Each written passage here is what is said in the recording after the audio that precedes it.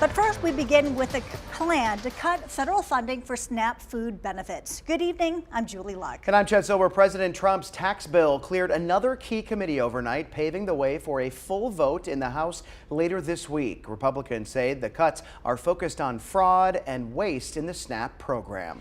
Well, 2 Wants to Know's Ben Briscoe talked with experts who question how much fraud really exists.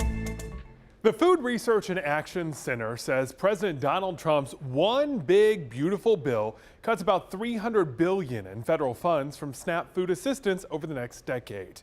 The bill shifts that cost to the states. Republicans say that makes the states more likely to crack down on fraud and improper payments. We're here to fight for the vulnerable. We're here to make sure that Medicaid is strong and secure now and in the future. But how often are improper payments really happening? How much fraud is there? I did some digging and found a Government Accountability Office report from last year.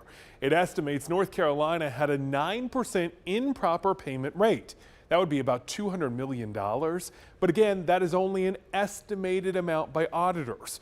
The North Carolina Department of Health and Human Services says the actual amount of fraud and waste is much lower. Department, we take the responsibility of carefully managing state and federal resources very seriously. I'm not aware of any specific concerns in the SNAP program about fraud, waste, or abuse. Folks over at Second Harvest Food Bank back up what the state is saying. Working to feed people, they are experts on the real level of need in our community. Around fraud are inaccurate. The fact is that these benefits are used by families that need help.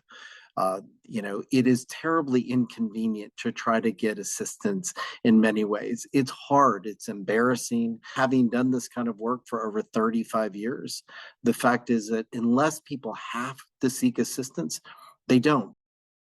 Did you notice in that interview those empty shelves behind him? That's because Second Harvest Food Bank has seen record need for the past 2 years. They say the proposed cuts to SNAP benefits would only make things worse. Ben Briscoe, 2 Wants to Know.